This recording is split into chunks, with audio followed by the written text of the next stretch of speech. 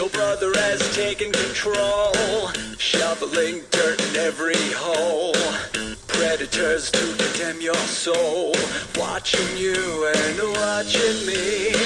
We're all connected but separated, misunderstood and so frustrated. A million armies of one have invaded, watching you and watching me. We live behind glass curtains and act like nothing's wrong. Soon you will belong. I know you're out there somewhere. We watched you for so long. We wait for you to fall. We'll expose you all. I know you're out there somewhere. Watching me. The little brother wants to make headlines, be immortalized. Everyone's got an electric eye with the digital spies. They've watched you for so long. I know you're out there somewhere watching me.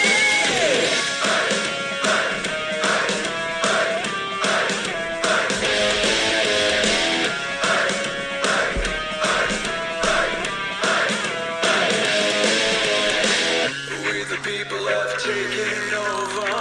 We the people are little brother, standing by to dethrone each other, watching you and watching me. Paranoid, the lens is our weapon, desensitized in our lust for attention, democratized by our voyeur obsessions, watching you and watching me. Slaves to perfection, don't let them project you as you are, reveal your every flaw. I know you're out there somewhere. We watched you for so long. We wait for you to fall. We'll expose you all. I know you're out there somewhere watching me. Little brother wants to make headlines, be immortalized. Everyone's got an electric eye with the digital spies. They've watched you for so long. I know you're out there somewhere watching me.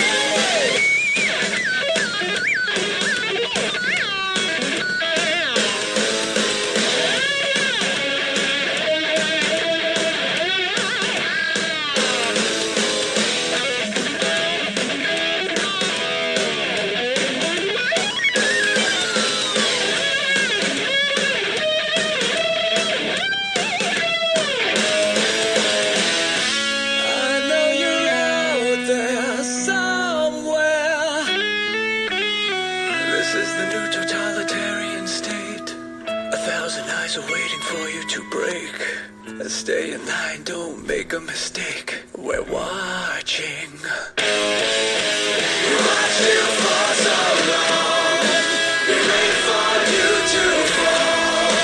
We will expose you all. I know you're out there somewhere watching me.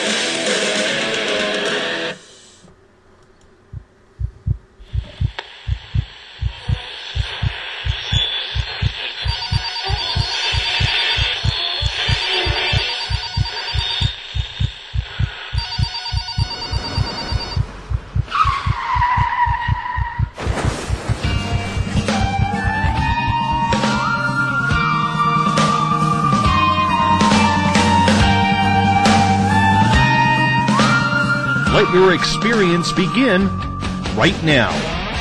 From high atop the mountains of British Columbia to you listening around the world, this is Spaced Out Radio.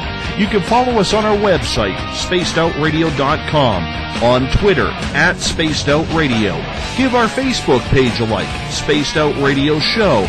You can follow us on Instagram, Dave Scott, SOR, or on our YouTube channel, Spaced Out Radio Show.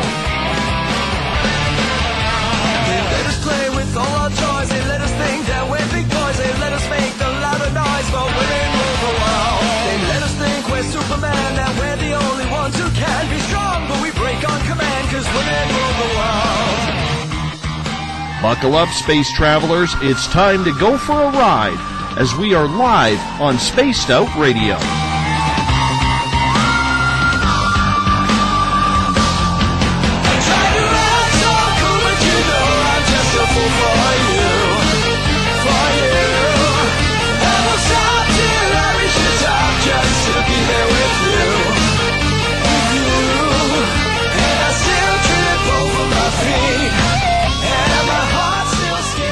Ignition sequence start. 6, 5, 4, 3, 2, 1.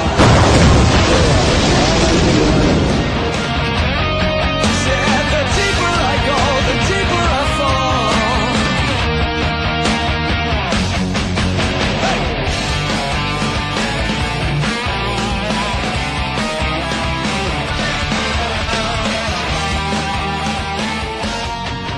Good evening and welcome to Spaced Out Radio tonight. I am your host, Dave Scott, and thank you so much for tuning in to us at spacedoutradio.com and on Spreaker. As once again we come in from the frozen Canadian tundra, battle our way past the wild animals, sidestep Bigfoot, and enter Uncle Jimbo's cabin, stoke the fire, heat this place up, and broadcast to you live on this Tuesday night, early Wednesday morning if you're on the East Coast.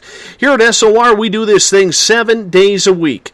We want to be your official one-stop shop when it comes to the supernatural, conspiratorial, ufological, and so much more. Spaced Out Radio's theme music is courtesy of guitar god Ron Bumblefoot THAL. You can find his new album, Little Brother Is Watching, by going to spacedoutradio.com.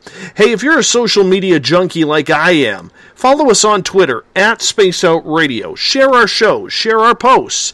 Hey, if you're on Facebook, Space Out Radio Show, you can give our page a like. On Instagram, you can follow me at Dave Scott, SOR, subscribe to our YouTube channel, Space Out Radio Show, and of course, our website is spacedoutradio.com. At this time, as we do every night, we love sending a shout out to our fans, those taking part in the Space Out Radio chat room in Paranormal Into the Night and Paranormal Forum. If you're a fan of SOR, coming soon is our Space Travelers membership, where for only $5 a month, yeah, just $5, you can win prizes, take part in private group interviews, a special section on our website, a monthly newsletter, and so much more. Hey, for your hard-earned money, we're going to give you a hell of a lot more than just the archives. Tonight's show is brought to you by Rivulet Reiki and Readings, providing healings in person or at a distance. PurplePlates.com, helping heal your body, mind, and soul. The new Agora newspaper. And the Spirit Story Box, only available on the iPhone, but it's the official ghost hunting app of Spaced Out Radio. The controversial topic of the CIA's MKULTRA program is what we're getting heavily into tonight. See, during World War II, scientists on both sides of the battle were trying to figure out a way to control the minds of everyday people, including their soldiers. They needed test subjects, trying to turn them into super soldiers like Jason Bourne or Manchurian candidates. The program, according to the Alphabet Group, CIA, was said to be shut down in 1973. But what if we were to tell you that mind control programs were still going on? Would you believe that? And here's another fact that caught me off guard when researching tonight's program with Matthew Pauly. The borders have no restrictions when it comes to playing with people's minds. Tonight, Matthew will discuss his experiences with what he believes is MKUltra mind control. His phones are probably tapped. His computer is probably bugged. He's searched, followed, and questioned often. He feels like he's trapped in his own world, and he has no clue why. In reality, it's no way to live. I think most of us would live in fear to these experiments and experiences happening to us. We bring in Matthew Pauly now into Spaced Out Radio Land. Matthew, thank you so much for joining us. How are you? I'm just fine, Dave. How are you? I am fantastic. Thank you so much for asking, and it's a real pleasure to have you on because we have had a couple of MKUltra people on here before. They are friends of yours in Lorian Fenton as well as Misha Johnson, and it really is a topic that, just lack of a better term and no pun intended, it blows your mind when you think that this is happening to everyday people. Yes, it certainly does. I can't think of anything, actually, that a person could become aware of that's going on in our country, in North America, that would probably shock them more than learning that there are innocent civilians being used in mind control research, not just mind control research, but also chemical and biological and radiological weapons testing, which is the scope of MKUltra, which, as you mentioned in the intro, supposedly stopped in 1973, but in fact there's a lot of good sources to suggest that in fact that was a cover story. At what point did you first learn of MKUltra? Well, like most, I had heard the acronym before, but I really didn't really know what it was about. Something about government, I hadn't really known no details about it until I myself became, it says in your description, a victim. And as much as I hate using that terminology, it is accurate because when you are being held against your will and being tortured at length to cause you to dissociate so that you may be more easily hypnotized for use in mind control research experiments, that you are a victim. So I first became aware in 2005 when I was pulled into a military vehicle, coerced to be more precise, and that was November 22nd, approximately 9:35 p.m., just off Yonge Street, about half a block, which is the longest street, in Canada, certainly. And anyway, so that's when I first became aware of it. Now, with us being in Canada, this is the thing that kind of blows my mind about this, because when I think of MKUltra, mind control, the CIA, I think of it as an American subject. And yet, you're in Toronto, and this came across the border to affect you. And this absolutely blows my mind because I think up here in Canada, we always think that that invisible border actually does act as some sort of protection towards things like this. But unfortunately, in your case, this isn't true. Right. Well, I think that it's well established that governments, well, particularly the security apparatus of governments, do, especially when they're very close allies, do collaborate together on things. So, for example, near Ottawa, Ontario, there's a huge array of cellular antennas, big dishes, actually, big dish things they're tuned to cellular frequencies aimed at nearby U.S. cities. Similarly, on the other side of the border, there's large dishes pointed at nearby Canadian cities. And what that allows them to do is to capture cell phone traffic without search warrants and just exchange that information through a bipartisan sort of agreement between intelligence agencies, which allows them to legally intercept cell phone traffic even though they're not supposed to be doing that of their own citizens because they use the other country. So, for similar reasons, there's been collaboration going back to MKUltra since back in the 1950s and 1960s with Dr. Ewan Cameron at the Al Memorial Institute and the Royal Victoria Hospital in Montreal at McGill University. And we know there were many hundreds, if not thousands, of Canadian victims, again, who went to the doctor because, a woman has postpartum depression, or, a guy is having some issue, whatever, and they end up becoming basically chemically put into a coma after being electroshocked many times per day for 3 weeks. And then they were put into chemically induced sleep for another couple of weeks with a speaker below the pillow playing post-hypnotic suggestions, basically, and what would happen is a person would come out of that after 3 weeks of each of those types of horrible, manipulations, torture, really, is these people would be completely wiped out. Their faculties would be so badly damaged that they couldn't even take care of themselves. They couldn't prepare a meal. Some of them couldn't even go to the bathroom. They didn't recognize their children. They didn't recognize their spouse. So people were disabled by most all of them were severely disabled, and a handful were compensated in the early 1980s when they sued the CIA. So the history of Canada's collaboration in this kind of research and development is quite well established.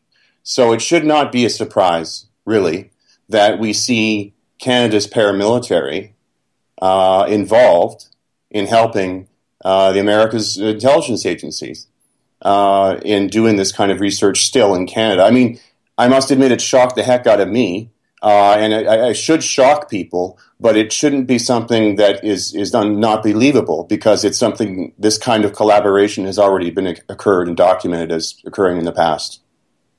We are talking with MKUltra experiencer Matthew Pauly tonight on Spaced Out Radio. Matthew, a lot of people are unsure exactly what MKUltra is. I would love it if you took a few minutes just to go into the description of what the CIA was doing, how it started, and the history of it. Sure.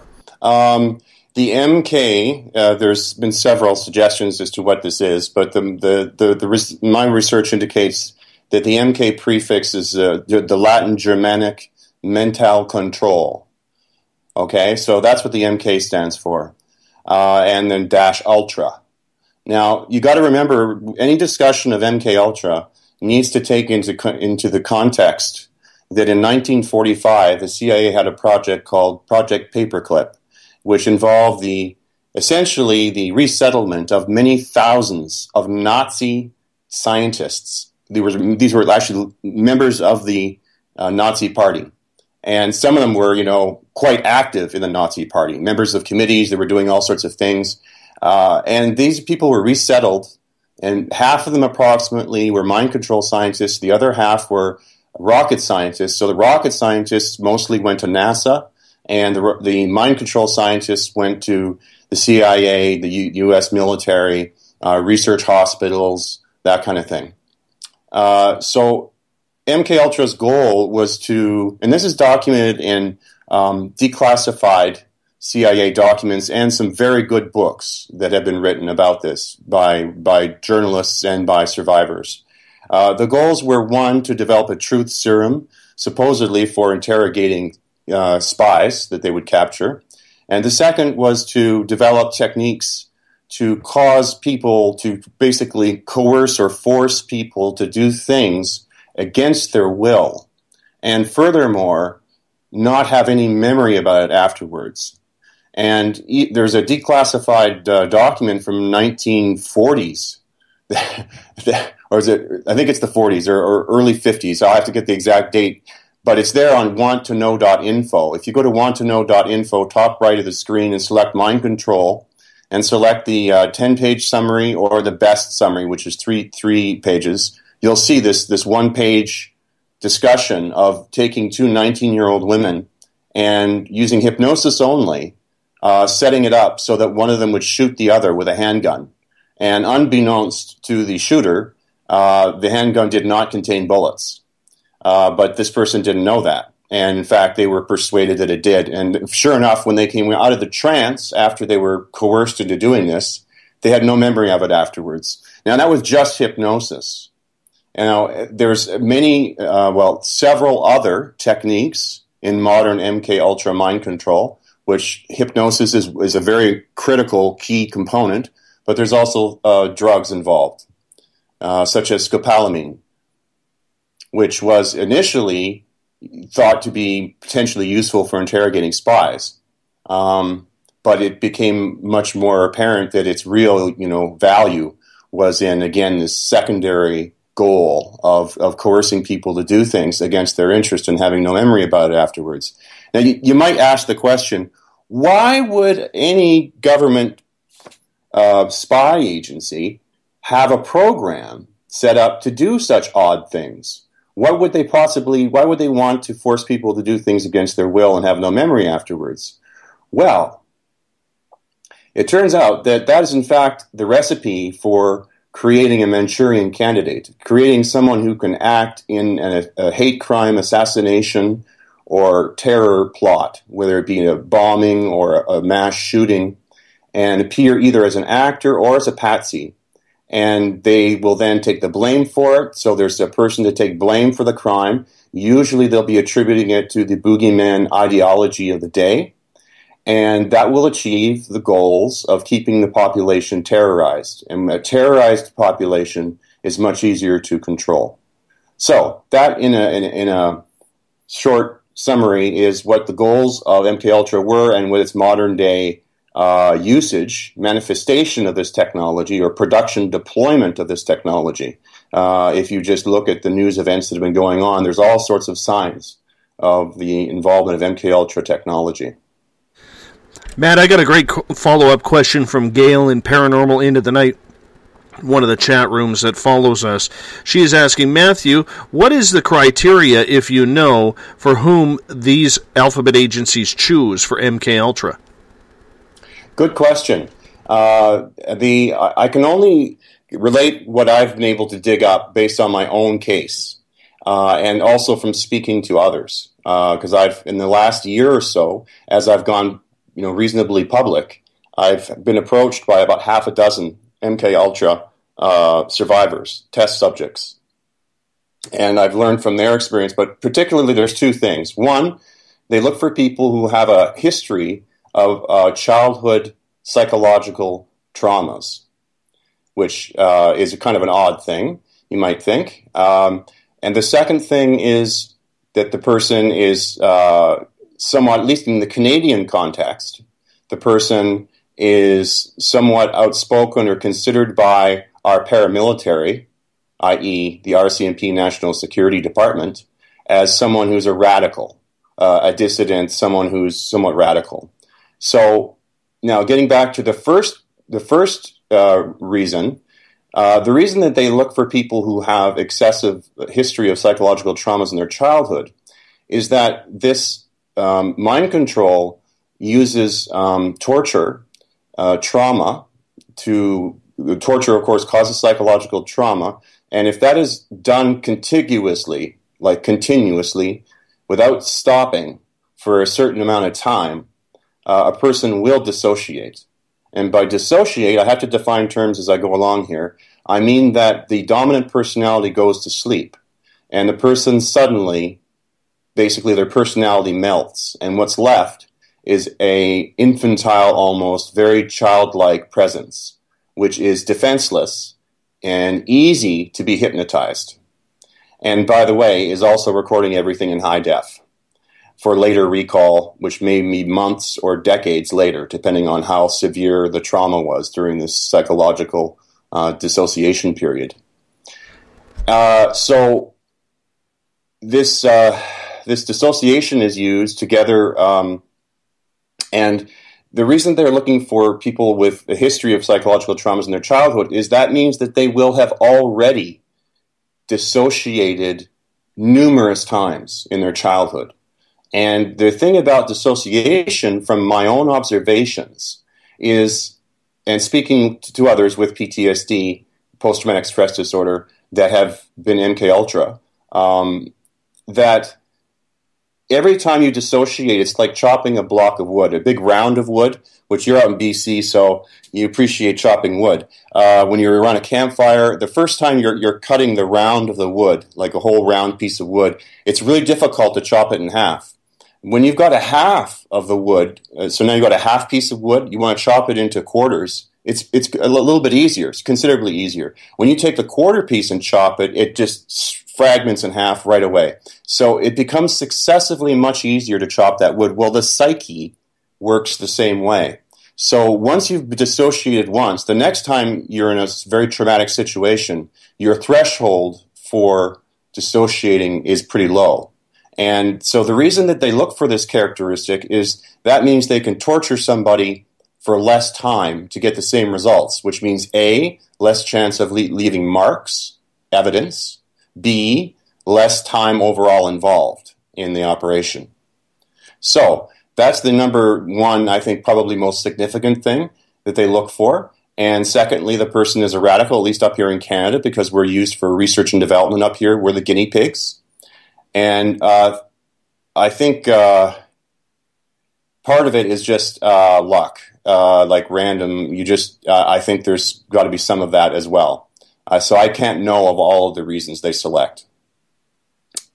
So that's, I guess, the reasons. Matthew, you mentioned that they're using a lot of Canadian people for research and development. I'm trying to tie this together because, like I said earlier to you, I've always felt safe, even though there's no wall that Donald Trump has put up yet, if he's elected president, to keep the U.S. out of Canada for trying these things. And so I was thinking before the show that because even though you were born in Canada, your parents are both American, you have dual citizenship, if I'm correct on that. No, I had the ability when I turned 18 to get a dual citizenship, but I declined. Okay. So do you think it has anything to do with the fact that your parents are American, or there is some sort of American allegiance there as to why you were chosen? Only insofar as in the 1960s, a number of American academics, who typically back in the 60s were somewhat new left, were essentially, given jobs in Canada. And so that rubbed off on me, that sort of left somewhat, a little bit radical in my politics. So, but that's about it. I don't really think there's any connection between the fact that my parents were American and my being selected. I think that certainly from others that I've spoken to, there's no pattern. And I've spoken to other Canadian MKUltra survivors, and they didn't have American parents. How many Canadians do you think are affected by this? That's very difficult to know.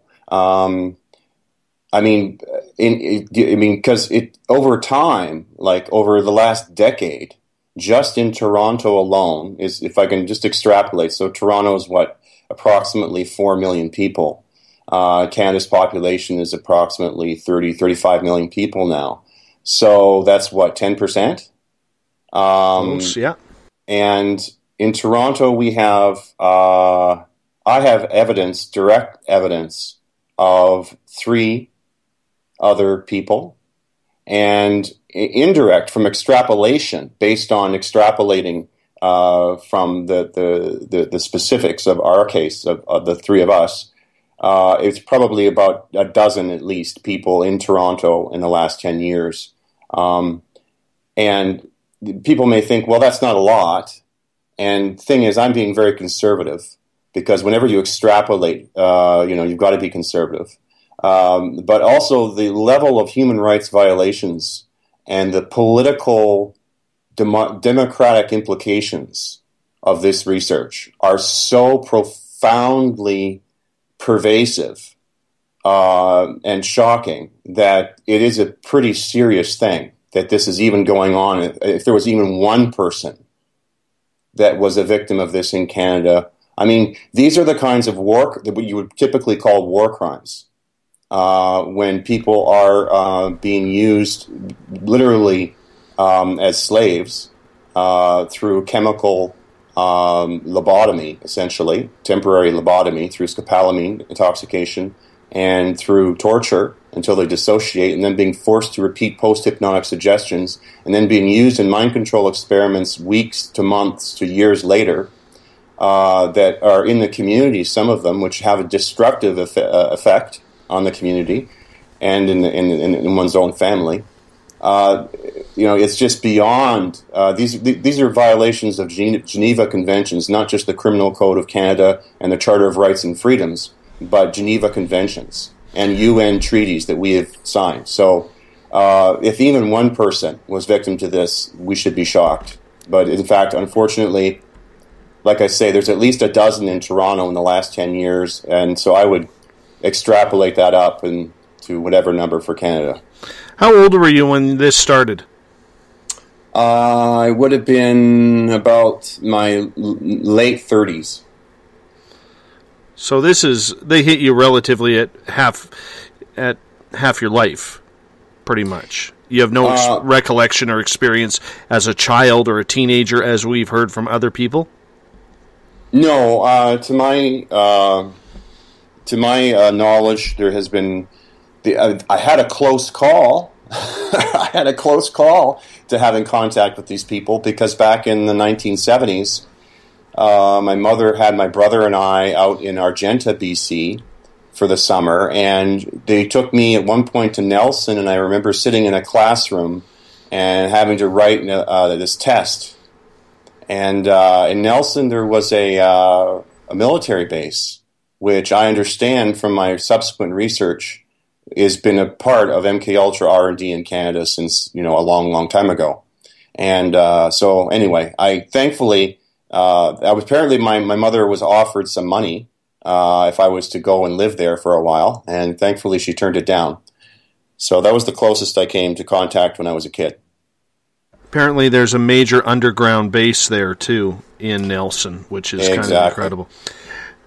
Matthew, I'm going to get you to hold on here for a couple of minutes as we're going to go to our first break. I have a ton of questions from our listening audience in the Spaced Out Radio chat room, as well as Paranormal Into the Night on Facebook. So I'm going to put you on hold. We're going to hop out for our first break of the night. When we come back, more of your questions for our guest, MKULTRA experiencer, Matthew Pauly. You're listening to Spaced Out Radio. I am your host, Dave Scott. We'll be right back. Would you like to become one of our space travelers? All you have to do is click on the Space Travelers icon at spacedoutradio.com. For only $5 a month, you can get access to some great prizes, as well as private monthly shows, newsletters, and a members-only section on our website. Become a space traveler today. Hi there. This is your medium, Joanna, from Spaced Out Weekend, 2 Mediums and a Large. I would love it if you would come and join us with host James Tyson every other Sunday on Spaced Out Weekend. Together, we will take your calls and your questions live. Our goal is to provide you with a positive outlook on deep questions that you may have. Questions regarding love, relationships, money, or whatever else is on your mind. Come and check us out at spacedoutradio.com. Every Saturday and Sunday night, as Dave Scott wanders aimlessly in the wilderness, you can come hang out with me, James Tyson, in Spaced Out Weekend. Starting at 9 p.m. Pacific, midnight Eastern, I'll take you along as we talk with some of the best experts in their fields. SpacedOutRadio.com is the place to find us. So sit down, relax, put your feet up. Enjoy the topics like the paranormal, supernatural, intuitiveness, and so much more. Hope to see you there. Hi there, this is Elizabeth Anglin, and on the last Monday of every month, I join Dave Scott for Spaced Out Radio's Cosmic Passport. We delve into everything from extraterrestrial contact to animal communication. It's a lot of fun, and every month it's something different and exciting. I would love it if you would join us. You can hear and learn from my experiences, and I'd like to know about yours as well. Cosmic Passport on spacedoutradio.com. Hey everybody, this is Patrick Webster Small, and I'm here to bring you the Webster Phenomena every Saturday night, live at 8 p.m. Pacific, 11 p.m. Eastern. If you're looking for aliens and extraterrestrials, well, we've got them. Big and tall, short and small. You're bound to find what you're looking for, so join me on the Webster Phenomena right here on Spaced Out Radio.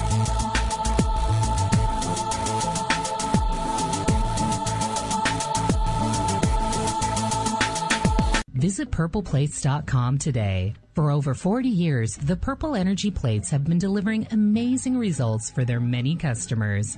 Inspired by the great genius Nikola Tesla, the harmony, healing, and energetic effects of the plates have proven over and over to be beneficial and often miraculous to thousands of customers.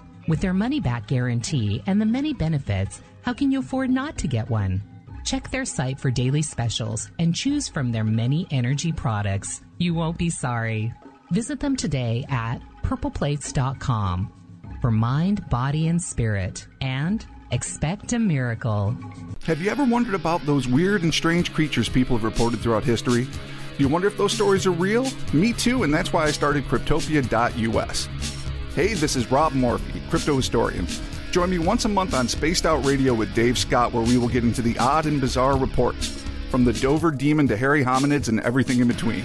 I will break down what people like you and me are seeing at spacedoutradio.com. Would you like to advertise on Spaced Out Radio? Getting your message out to Spaced Out Radio's listeners will benefit you. Our listeners are loyal, intelligent, and supportive, and they support those who support this broadcast. For pricing and information, you could go to spacedoutradio.com to find the pricing guide that suits your needs, with many options to choose from. Advertise with Spaced Out Radio today by contacting us at info@spacedoutradio.com.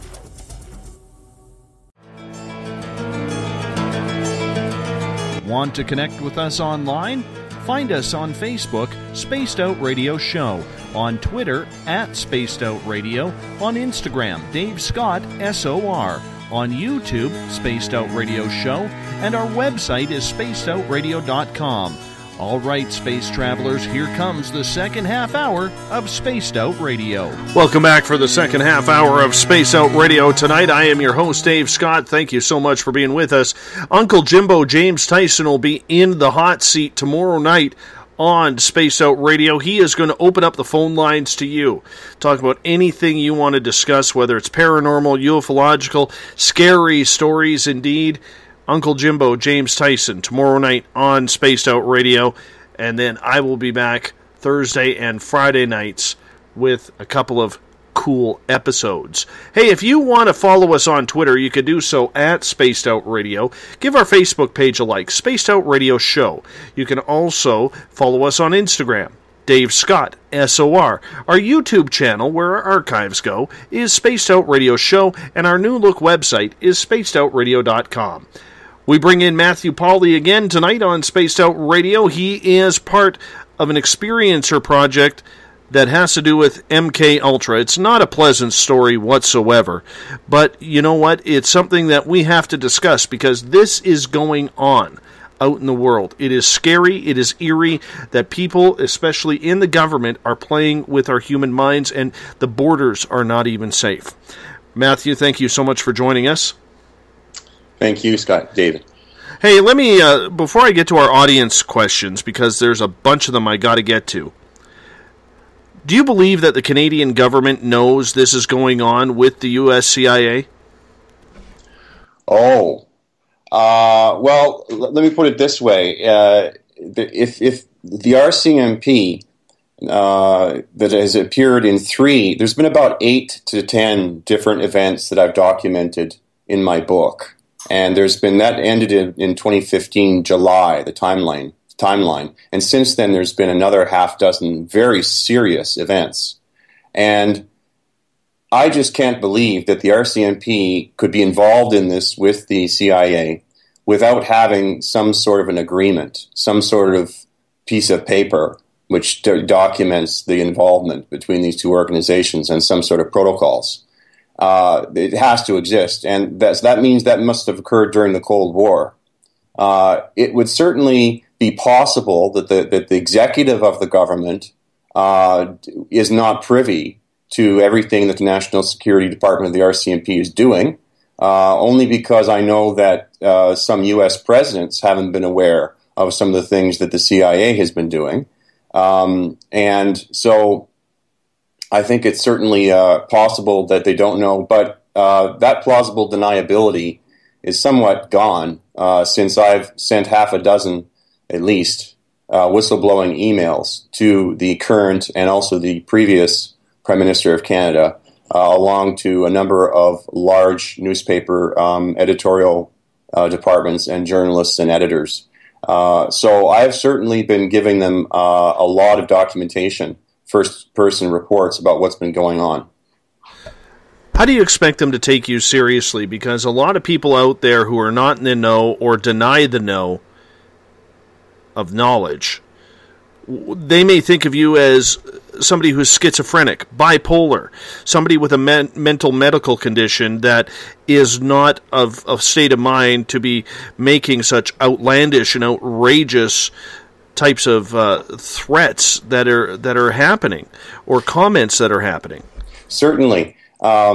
I could certainly understand that as being something that's thrown at me. In fact, that is the number one disinformation campaign that is done on whistleblowers, is to discredit them as mentally unstable.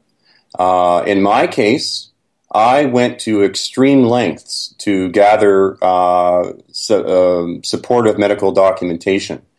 Specifically, this November 22nd, 2005 event took place in a Canadian military vehicle, plate 250002, all monocolor, with two guys leading it that got me into the van. One was an RCMP officer, one was a joint task force, who I later learned was also CIA.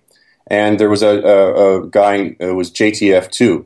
And I have full descriptions. I have even sketched pictures of some of them. I have a photograph in the book that's at least one of them in profile. I have actually saw a psychiatrist specializing in psychological trauma because of this post-traumatic stress that occurs when you've been tortured to the point at which you dissociate. For 5 years, I saw this specialist who I met through the Mount Sinai Hospital Psychological Trauma Unit, and I was actually met with the chair of the department of that unit, who said to me, "No one's going to believe this report of yours about being interrogated in this van unless you do these drugs to prove that you're not delusional." So I saw a psychiatrist under his direct supervision, and that psychiatrist for 5 years saw me for an hour a week doing talk therapy. And during that period, I tried out 3 of the most powerful antipsychotics known to man, including clozapine, all for the express purposes of proving that I did not have a delusional disorder. And in fact, that was concluded, and I have a letter that appears in the preface of the book from that psychiatrist saying I was specifically tested for delusional disorders, and none were found. Wow. So I have, that's pretty good, because that means for 5 years, a specialist in this area tested me repeatedly and could not find this any sort of delusional illness.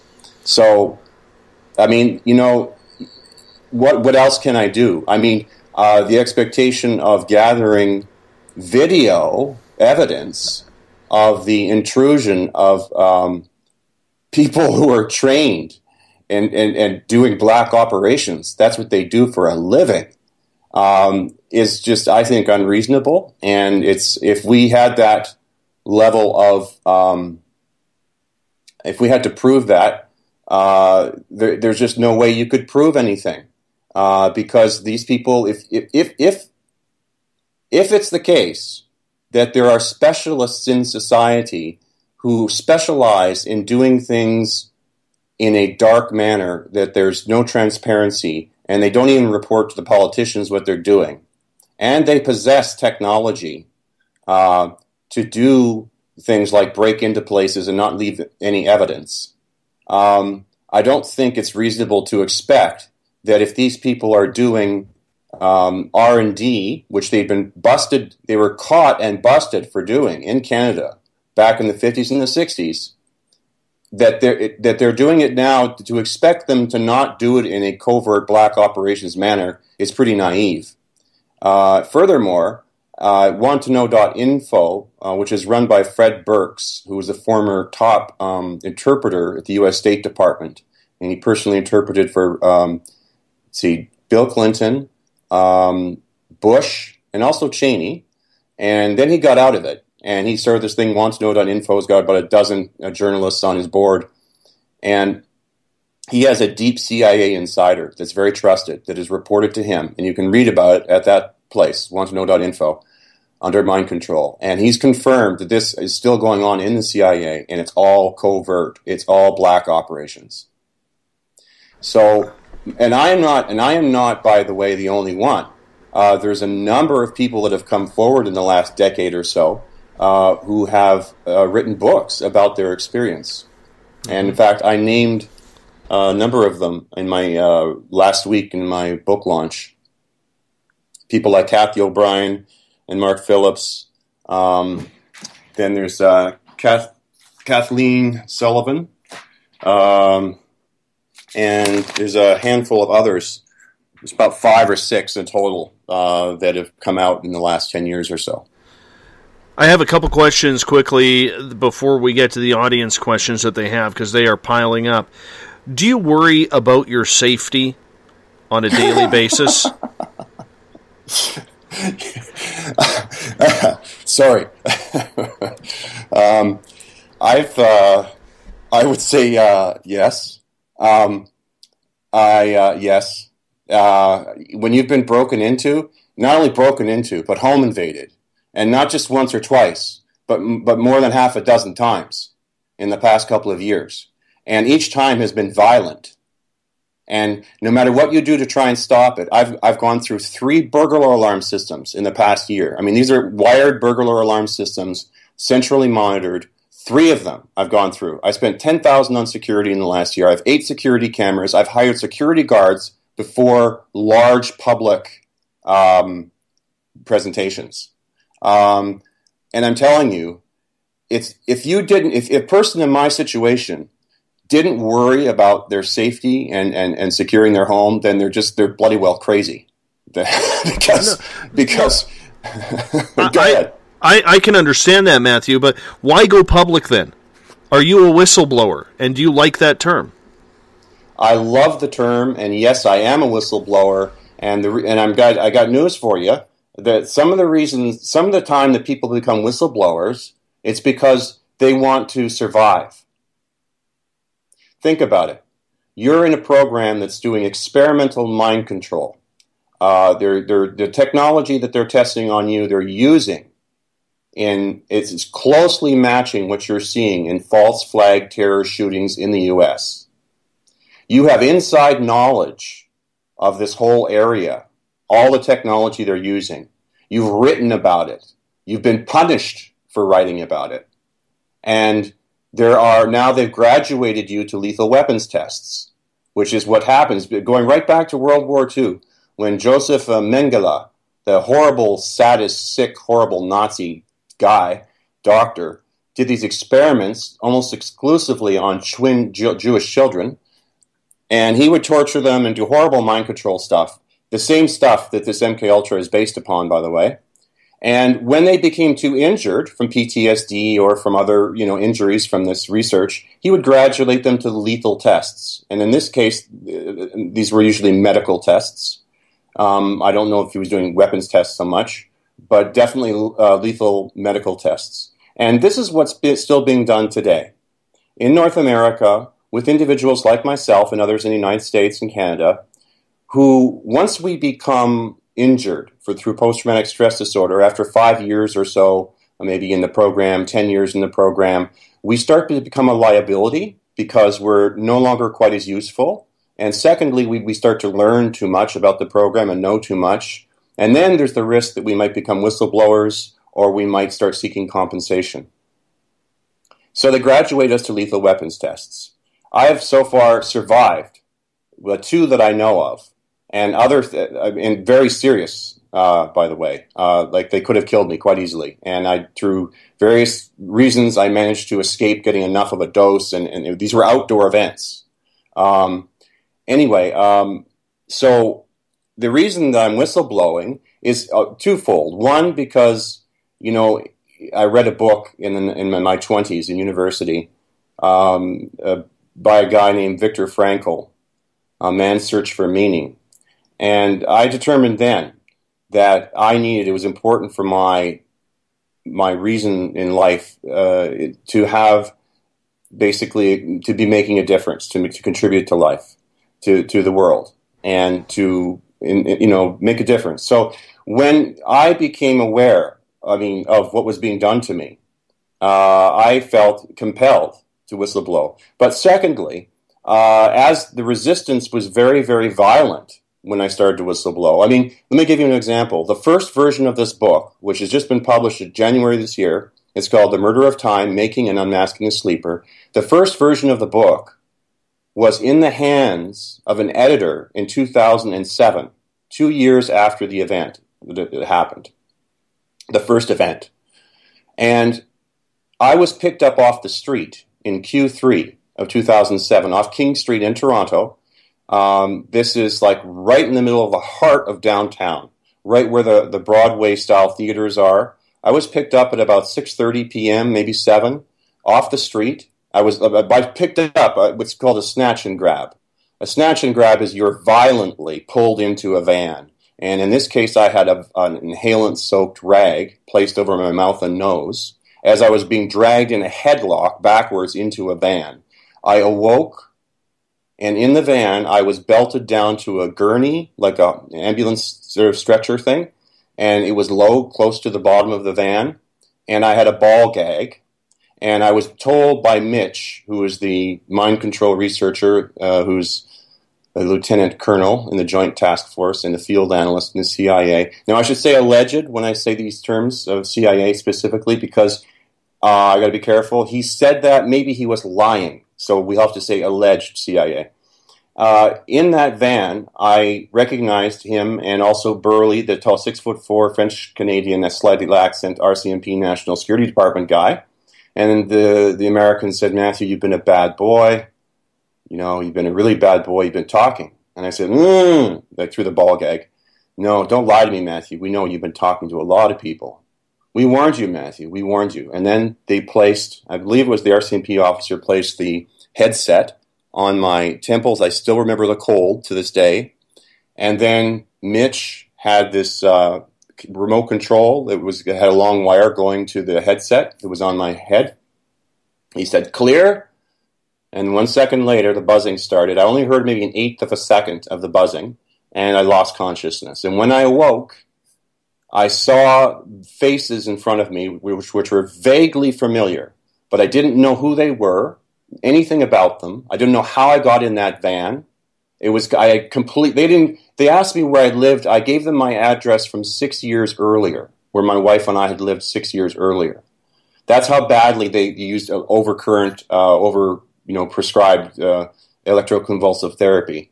So that was the first response to me whistleblowing. So after that, I felt basically initially quite intimidated, and I didn't do anything on the book for maybe a year or so. But I felt more and more that this was really important, and also further that it was really important to my survival that I whistleblow, because I believe that if you're the only person that knows something that could be potentially devastating to people who are specialists in black ops, have been shown to break the law and carry weapons with them all the time, there's a risk that you might be silenced. Mm-hmm. How do they find you? Do they permanently have someone stationed? Are you implanted like extraterrestrials would do? Or are there bugs all over your house that you just have not found? Oh, I know there's bugs in my house. But, it's very, very expensive to actually get your house swept. And literally, it's like over $1,000. And that's just, for one time. Well, what happens next month? And so it's better. My security policies, including on my computers, strategies have changed from how can I prevent intrusion to how can I manage intrusion. So I just assume the whole house is bugged all the time and don't discuss anything that I think might impinge upon my safety, travel movements, and that kind of thing. And in my computers, all outbound sockets are blocked. I have to authenticate every communication from my computer to the internet because I know that I have keylogger software installed, which is grabbing my every keystroke. I'm a computer guy, right? So I know that this is the strategy. And besides, I know that both Mitch and another actor in this case had unrestricted access to my computer for several hours at a time. So that's for sure. I do have a question from Exogenesis in the Space Out Radio chat room. Do you believe that today's MKUltra is a continuation of the Montauk Project? Well, I don't know that it really is or is not. All I know is that the Montauk Project was obviously a humongous, significant project that fell under the MKUltra umbrella. And to the extent that the mind control experimentation that I'm experiencing was the same as in Montauk, then yes, it is an extension of that. And we do know from my researching of Montauk that they were doing programming of people, using hypnosis. So it's very much, I think, related. But it's, are those the same people? I don't know exactly. We know, Montauk was more of a military thing. But the current manifestation of MKUltra research, and MKUltra research right from the start, has been a CIA project. So, it's a combination, I guess, of both. Yvonne Palermo, who is a big help to Spaced Out Radio, she's joining the team here recently. She has a few questions for you. And her first question is, Matthew, were you involved in any occult rituals like Kathy O'Brien was? Up until February of this year, I could happily say no.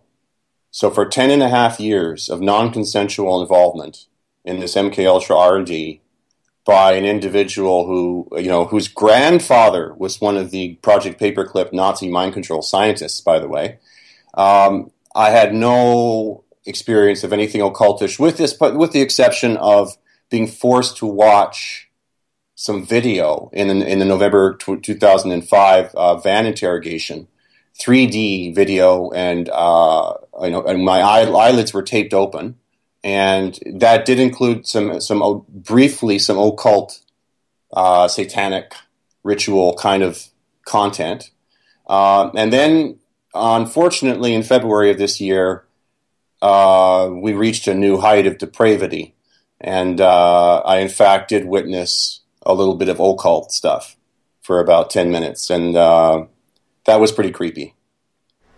Do you feel like getting into what that was like for my listeners, or is that just too much of a nightmare to even talk about? Well, I'll put it this way. It wasn't actually that traumatizing for me because I had already been through so much trauma by this individual. I had been tortured repeatedly over half a dozen times at great length. All no-mark torture, so that I can't prove it. And this was simply having to sign, it was like 2 or 3 lines of text that were pledging allegiance to something occult, like the devil or Satanism, or maybe it was the Masons. I can't even be sure. But I had to sign it in blood. And he told me it was my blood that he had extracted with a needle. This guy is like half trained as a nurse. Like he's had several nursing courses, and he has needles, and he's given me many injections and done medical shit to me. And so anyway, he had pulled out some blood and put it in some ink device, pen that and I signed this thing. And I signed it because I'd been torture trauma dissociated, and also dosed with Scopolamine, which is now available in an aerosol, by the way, thanks to NASA's little R&D in 2013. And so I had absolutely no free will. And when I tried to resist, the first time I said, no, I won't sign this, he just tortured me more until I don't know if I lost consciousness, but I woke up on the floor. And then okay, fine, I'll sign it. I refused to read. I didn't even read the damn thing because I didn't want to know what it said. But I knew as soon as I was signing something with blood that it was pretty serious. It would probably occult. Yvonne has a follow-up question to you. How are you protecting yourself if you're deprogrammed and not compartmentalizing? How do I protect myself? I protect myself only insofar as I am speaking out and getting my story out there. Like I regularly write whistleblowing emails to the editors of a number of big newspapers in Canada and journalists in those newspapers and government at the same time. and I tell them the facts of what's going on. And then I had my book launch last week, and that was at the University of Toronto to approximately 75 people, which isn't a lot of people, but it was something. Thanks to the federal agents in Canada, United States, it was well attended. So it was a little joke. Somebody said the night before my presentation that if they got lost trying to find the room, they just follow the federal agents. And it was certainly the case. There was I think a lot. But anyway, so the way I protect myself is by speaking out and making it so that my subsequent attack, whether it be a slow kill or fast kill or just torture, will be less likely, because it's inconvenient and even suspicious if something happens to a whistleblower. On this note, we are going to hop out for our break at the top of the hour. We are talking with MKULTRA whistleblower Matthew Pauly tonight on Spaced Out Radio. I'm already blown away, and it's only an hour in. We have 1 hour to go on SOR. Matthew, you sit tight, and we'll be right back right after this break. You're listening to Spaced Out Radio. Become more intimate and interactive with Spaced Out Radio. Join our Space Travelers Club with your new membership. For $5 a month, we'll provide you with special access to the website, monthly prize draws from books to psychic readings, along with monthly newsletter, private interviews, and more. Sign up today to be part of Spaced Out Radio's experience. Every month on Spaced Out Radio, we look into the deep and dark reports of cryptids roaming around the world with me, Rob Morphy, from Cryptopia.us. I would love it if you would join me and host Dave Scott as we delve into the most arcane stories and reports regarding creatures of the unknown. My job is to hunt down the details and bring the evidence forward to you. These aren't your regular Bigfoot stories I'm talking about either. You can find out more about crypto history at spacedoutradio.com. With an ever-expanding listenership base, Spaced Out Radio is the perfect place for you to advertise your product. Our listeners support those who sponsor this show. So whether you're an author or a company, Spaced Out Radio is the perfect place for you. Our pricing is more than competitive, and your advertisements will be seen and heard every show. Head to spacedoutradio.com and advertise with us today. Contact us at info@spacedoutradio.com today. You hear footsteps in the empty room above you. A rocking chair begins rocking by itself. Don't be afraid of the things that go bump in the night. Reach for Spirit Storybox, the iPhone app the Huffington Post UK called the only ghost hunting app you will ever need. Spirit Storybox. The spirits are telling their stories. Are you listening? Strange creatures lurking in the night, the sounds of wood knocking in the forest, odd happenings right out of a fictional world. These are the reports I love. Hi there, this is author Ronald Murphy, and I would love it if you join me and Spaced Out Radio host Dave Scott the second Wednesday of every month on our journey into the unknown land of cryptozoology at spacedoutradio.com. From Mothman to Frogman and everything in between. Hey, they don't call me the crypto guru for nothing. Is the 24-hour world starting to wear you down? Let me from Rivulet Reiki and Ratings lend you a hand. Hi, this is Jolene, and if you're in need of Reiki or a realm reading, come to my website, rivuletrr.wix.com/rivuletrr, and let us help you out. At Rivulet, I specialize in healing your body, mind, and soul, no matter where you are. And be sure to check out the Rivulet R&R Facebook page for your best deals. Remember, it's time for you to make some time for you. Find yourself constantly looking up in the sky, looking for answers? Have you had extraterrestrial contact? Are you an abductee? Looking for answers to your experiences? Hi there, I'm R. Keith Andrews, Spaced Out Radio's resident ET expert. Join me live the first Friday of every month, where I take questions from the Spaced Out Radio chat room and help you understand those from the far-off world. It's 2 hours of knowledge every experiencer should listen to. Hope to see you there. Did you know that Spaced Out Radio runs 7 days a week? Hi, it's James Tyson from Spaced Out Weekend. Every Saturday and Sunday night, starting at 9 p.m. Pacific, midnight Eastern, you can join me and my guests for some great chatter about what's going on out in the universe, or even in that dark part of the basement you really don't want to go back into. Well, let's find the answers to your experiences together. So come on up to Uncle Jimbo's cabin on the weekend. For more information, look us up at spacedoutradio.com.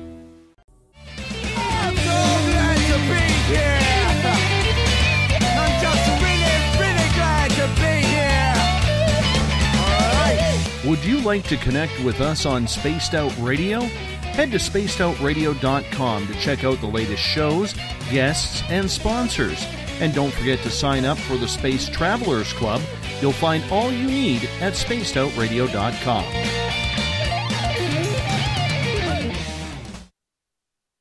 Welcome back to the second hour of Spaced Out Radio tonight. I am your host, Dave Scott. Thank you so much for joining us.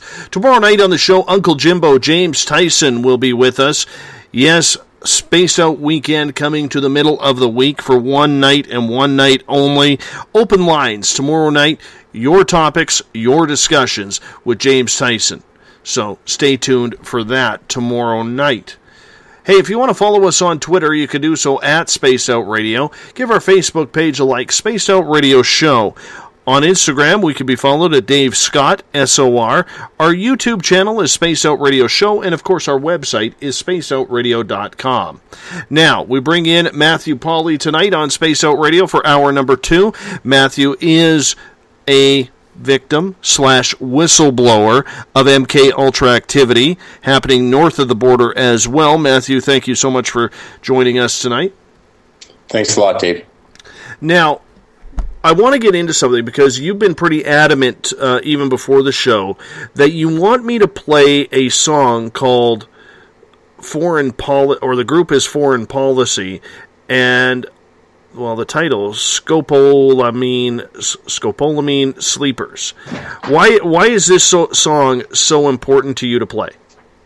Sure. As I was saying earlier, I established that to survive, I needed to, raise consciousness, and by that, I needed to be a whistleblower. And in so doing, I managed through an MKUltra survivor. Hooked me up with some media people, and I got an interview on Sean Stone's TV show called The Buzzsaw. It's actually an internet-distributed TV show, but it's all very professional, and it's done in Hollywood. And it was a 1-hour interview, and a musician by the name of Adam Finnegan, who is the frontman for an indie alternative rap band called Foreign Policy, Adam saw this video and was so blown away that he said he contacted me on Facebook and says, I'd like to write a song about your story. And so he did. And he recorded it. It's available. It's for sale on iTunes. And he's put together a video as well, which was very nice of him to do. And so it tells the story about the lyrics of the song and what it's really talking about, which is how this technology is being used for false flag events. So for folks who want to see that really cool video, just put Scopolamine Sleepers Pauly into Google, and the first hit will be the video. And that's Scopolamine is Scopolamine. So Scopolamine. And then Sleepers, and then Pauly, Pauly. Well, to have a song written about yourself, you got to be into something pretty well. So let's get into this song right now from Foreign Policy so you can hear the lyrics written about Matthew Pauly's experiences.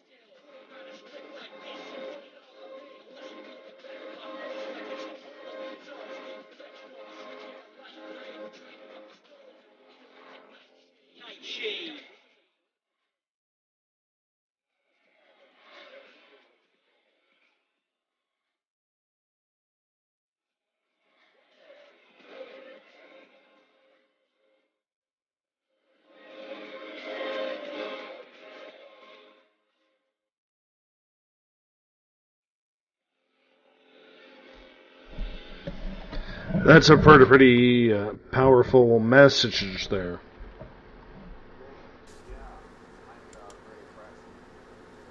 Work, and with that band's work. You have to watch the video if you're a fan of this show, and just go Scopolamine sleeping, and I'll tell you, man, that's a powerful video about the conspiracies that the government is hiding. It's pretty intense, I want to get back to the questions if you don't mind. Yes. But first, I want you to just kind of wrap up that whole video in general, because we did hear your name in there and your experiences in there. What does that mean to have an artist who would take the time to include you in a song like that? Well, it was, as you might expect, it was heart, like it was moving. It was actually moving. It was moving to get that interview with Sean Stone to begin with. Considered I didn't even have my book done yet, and it wasn't published, and he knew that. Sean Stone knew that. But, the reach out was done to me because it was communicated that I was in danger, and I needed publicity badly. So I was very touched that I got that interview with Sean Stone. And then for that interview to go well, which it did, and folks, if they wanted, they can see that interview. It's on the internet. It's on YouTube. Just put in Stone, Pauly, MKUltra, and that will get you immediately to that thing. Again, Stone, Pauly, MKUltra.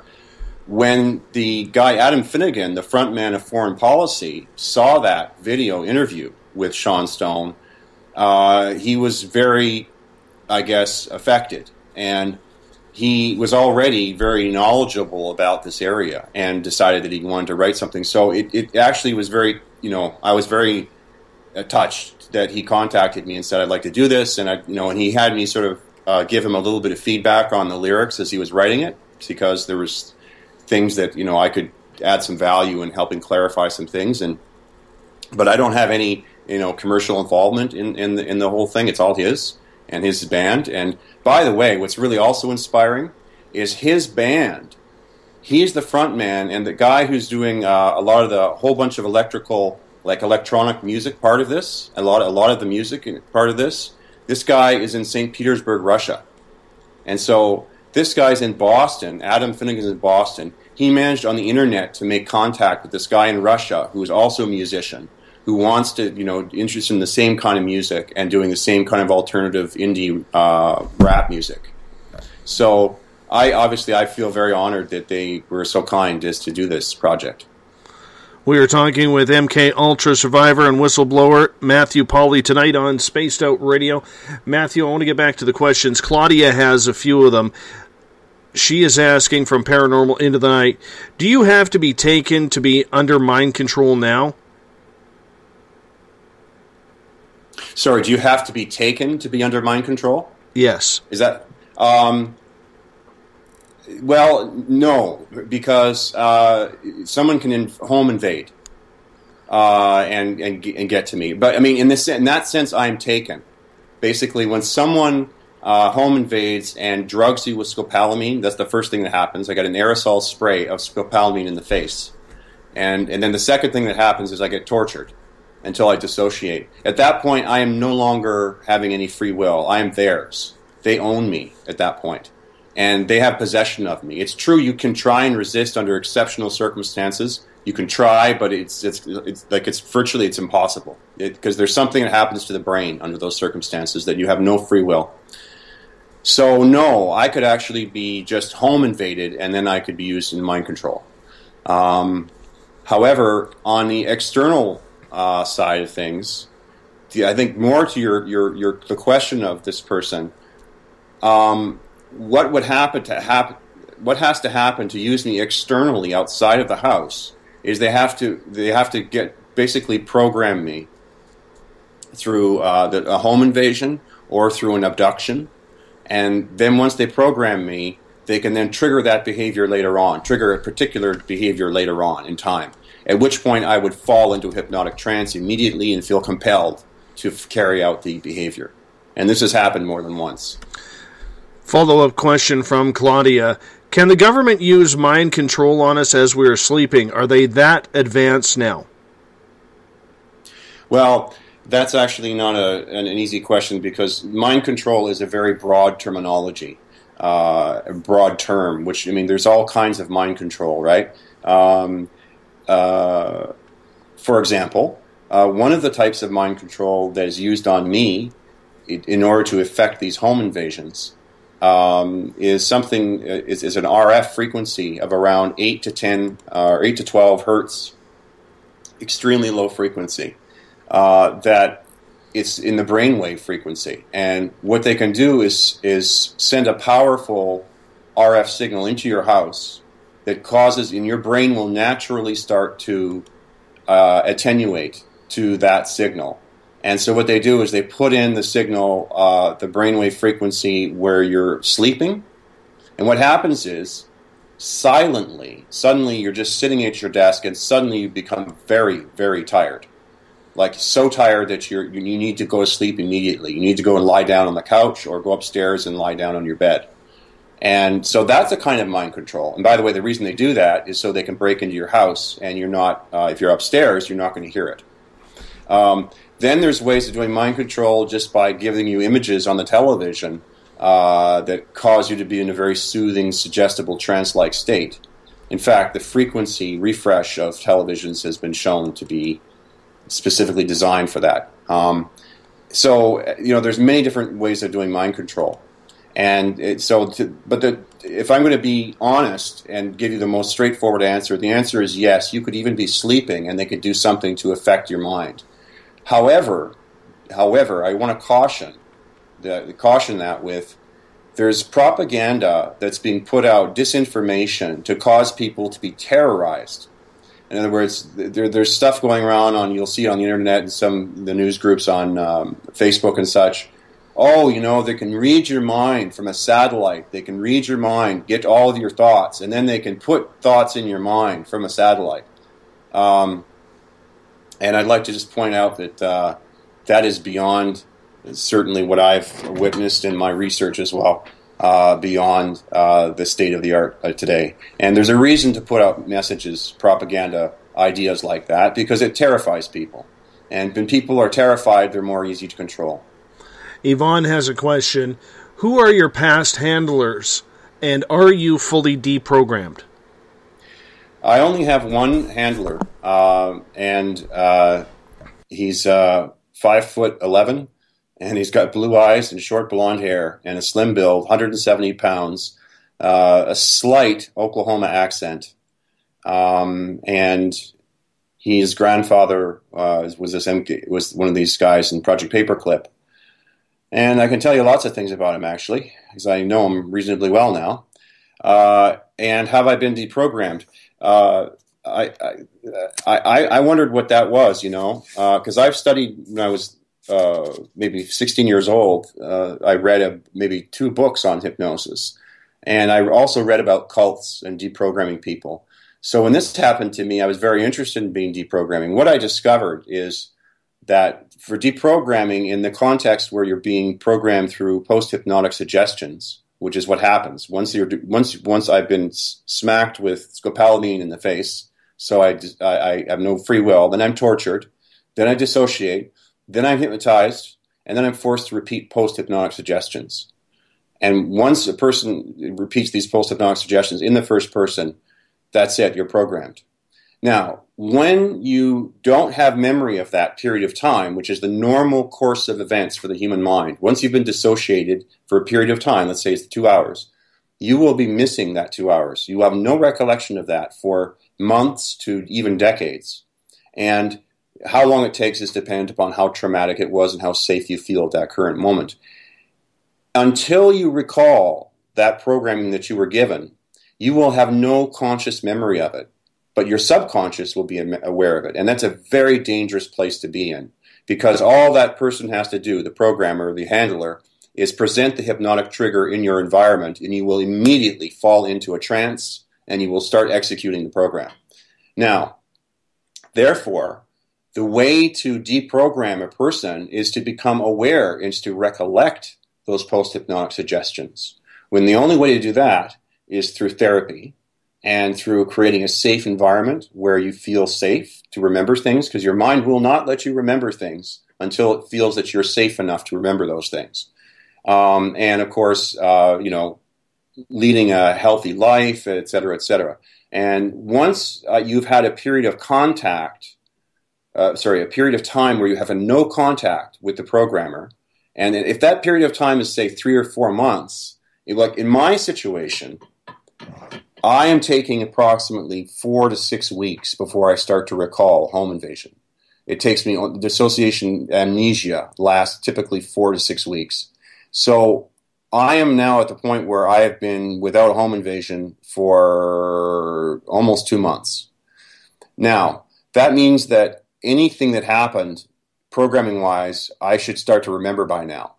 So I'm sort of what I would call clean now, that I've recalled the last home invasion and the programming that was done, and now, once I recall the programming, when I see that hypnotic trigger, I'm no longer, my conscious mind sees it right away and stops my subconscious mind from playing the post-hypnotic suggestion out and starting to execute that like a zombie. So I'm sorry that was so complicated. But so that's the nature of the beast. What we're dealing with here is very, very tricky mind manipulations. So essentially what I'm really saying is that a person naturally deprograms as they start to recall these programs later in time, as the amnesia wears off. Emilia in the Space Out Radio chat room is asking, is there anything the average person can do to prevent further intrusions and violations?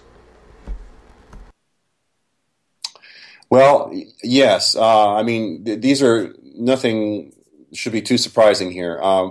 One is to try and seek support, create as much of a support network as you can, and reaching out to whatever spiritual leaders, family, friends, medical people on the internet that are that you contact. People are actually survivors, and network with these people. And when I say network with them, I mean you qualify them or vet them before you trust them. And the way you do that is you Skype with them and you make sure they're not wearing any disguises and wigs and that kind of thing. And you get them to go on the record and with you. And once you've vetted them, then you can share with other people that are going through the same thing as yourself. The other thing you can do to protect yourself is go public. I would recommend that to everybody. If you can speak, if you can write, then you should try and get your story out, because the noisier you become, the more of a problem it would be if you became suddenly like you died. So, and you got to realize that if you are a victim of MKUltra experimentation, there is let's put it this way, there is a significantly high risk that you may end your life may be ended prematurely, because after a number of years they will graduate you to lethal weapons tests, and your chances of surviving that are not very high. So the sooner that you go public, the better your chances are. And for many, what I've read is that it's necessary to flee, to leave the geographic area where your handler is. Why haven't you left? Well, there's a couple of reasons. One is I'm dug in deep, and I'm on the 5th year of my neighborhood association, and I know all my neighbors. I have a professional career in computing, doing mission-critical systems analysis and design, architecture, programming. The banking and finance is in Toronto for all of Canada, and this is where my career is. On the other hand, it's gotten to the level of damage and violence that my wife and I are seriously considering leaving. And it's a big deal. It involves selling the house, and finding a job somewhere else. It's a huge undertaking. So we don't take that lightly. It's possible, that we might not have to do that. We'll just take it day by day and see what happens. I have a pair of questions. They're kind of the same from Gail and Exogenesis. Are you aware of any tasks specifically that you were programmed to carry out? Yeah. So I guess I should point out that I cannot disclose everything in this interview, because the last time that I made such a disclosure of things that occurred, I started answering the question. This was on Coast to Coast AM with George Norrie on January 20th of 2016. 600 radio stations, 3.75 million unique listeners per week. So it's approximately 800,000 to 1 million per night. And so there I am on the radio, 600 radio stations live, and George Norrie asks me, "Were you ever used?" And I started to answer the question, and my line went dead immediately. My internet went dead, my VoIP went dead, my cell phones didn't work. So there you go. So therefore, I'm going to have to abbreviate my answer over this and say, please read the book. But yes, I have been used. And most of it, 90% of it, has just been experiments. I'd say 95% have just been experiments. I mean, they all were experiments in a sense, but one of them was pretty heavy. So that's about as far as I can go into that.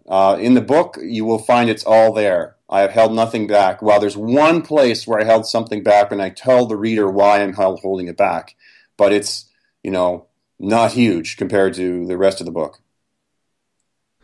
We are talking with MKUltra whistleblower Matthew Pauly tonight on Spaced Out Radio.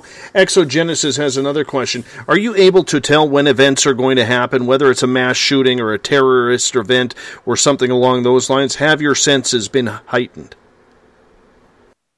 Not from a predictive perspective. I can't tell when things are going to happen in the future, except if I'm given a tip, say. And actually that did happen once. But what I see is the forensic signature of MKUltra mind control in a number of terror events that have occurred both in Canada and the United States in the last decade. And my book does talk about this. My book is a narrative. The body of the book is a narrative dated from November, actually a few months earlier in 2005, to July of 2015. And by narrative, I mean I actually have each chapter is dated with a date and timestamp of when it's describing what happened. And then the introduction and the conclusion weave in the other events in the world that this R&D plugs into.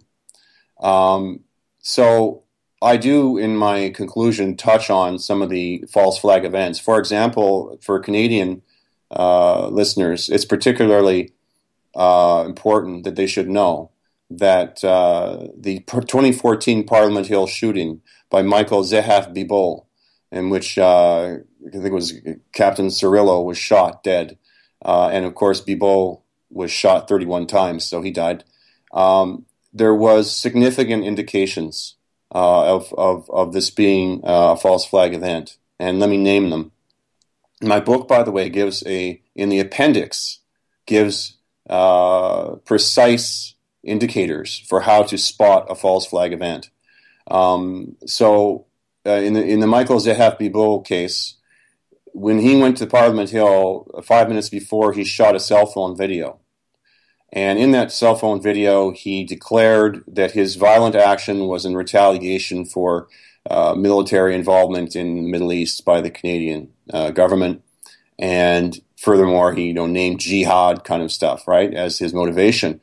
Now, if you look at that video and you look at his eyes, you will see the very same eye problem that I describe in my book the first time I was dosed with scopolamine, which is his eyes are resting on his pupils.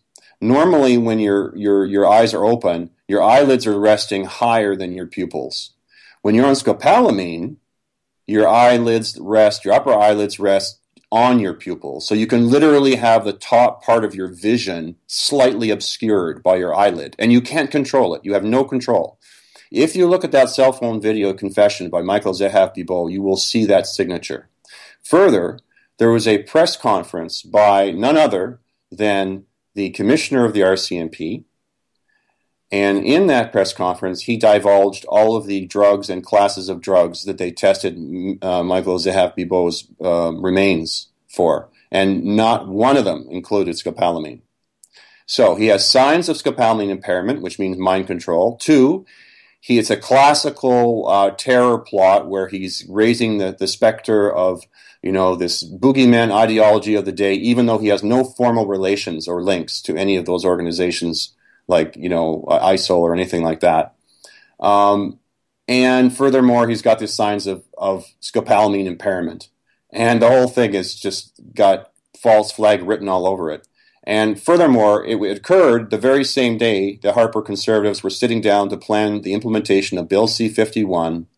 And if you ask the question when you're looking at a potential false flag event, who benefits, it's not hard to see that this event that benefited the RCMP, it benefited CSIS, it benefited the Canadian government, the Harper Conservatives, because Bill C-51 was rammed through as a result of everyone in the House of Commons being terrorized by a gunman, running through there with a rifle and shooting going on. So it was a hell of a coincidence, wouldn't you say? Sounds like it indeed. We're going to throw on our last break of the night. Matthew, I'm going to put you on hold for the final couple minutes, and then we will be right back after our final break. You're listening to Spaced Out Radio. I am your host, Dave Scott. MKUltra is the topic tonight. We'll be right back. Looking for a place to get your product to the public? Advertise with us at Spaced Out Radio. At spacedoutradio.com, you can check out our pricing and packages that best suit your budgetary needs. Whether you're a budgeted author or a company looking to expand, our listeners support the products that support spacedoutradio.com. Advertising with us is an effective way to get your message out. Contact us at info@spacedoutradio.com and get your ads out today. Visit purpleplates.com today. For over 40 years, the Purple Energy Plates have been delivering amazing results for their many customers. Inspired by the great genius Nikola Tesla, the harmony, healing, and energetic effects of the plates have proven over and over to be beneficial and often miraculous to thousands of customers. With their money-back guarantee and the many benefits, how can you afford not to get one? Check their site for daily specials and choose from their many energy products. You won't be sorry. Visit them today at purpleplates.com for mind, body, and spirit. And expect a miracle. Right here, this is where we divulge the fruit of our research. Here on the Webster Phenomena every Saturday night at 8 p.m. Pacific, 11 p.m. Eastern. On Spaced Out Radio. And we give it up to you guys, all the listeners, and the live listeners usually get something special and hang out in the chat room, and we love to have you. So we'll see you every Saturday night at 8 p.m. You know where. Attention Spaced Out Radio listeners. For only $5 a month, you can join Spaced Out Radio Space Travelers. Your membership at spacedoutradio.com will give you access to private fan area on the website, get you a monthly newsletter, draws for monthly swag, and a whole lot more. Sign up today to become a part of the Spaced Out Radio experience. You hear footsteps in the empty room above you. A rocking chair begins rocking by itself. Don't be afraid of the things that go bump in the night. Reach for Spirit Storybox, the iPhone app the Huffington Post UK called the only ghost hunting app you will ever need. Spirit Storybox. The spirits are telling their stories. Are you listening? Strange creatures lurking in the night, the sounds of wood knocking in the forest, odd happenings right out of a fictional world. These are the reports I love. Hi there, this is author Ronald Murphy, and I would love it if you join me and Spaced Out Radio host Dave Scott the second Wednesday of every month on our journey into the unknown land of cryptozoology at spacedoutradio.com.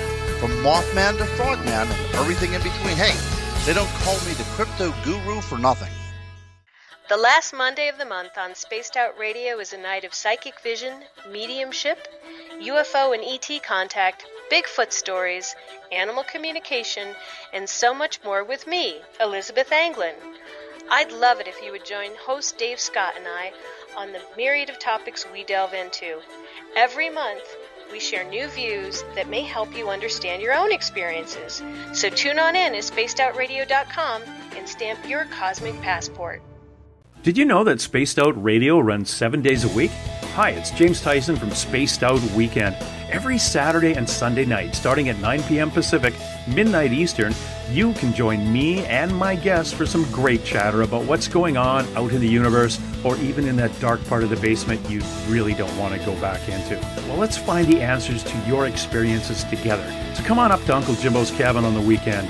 For more information, look us up at spacedoutradio.com.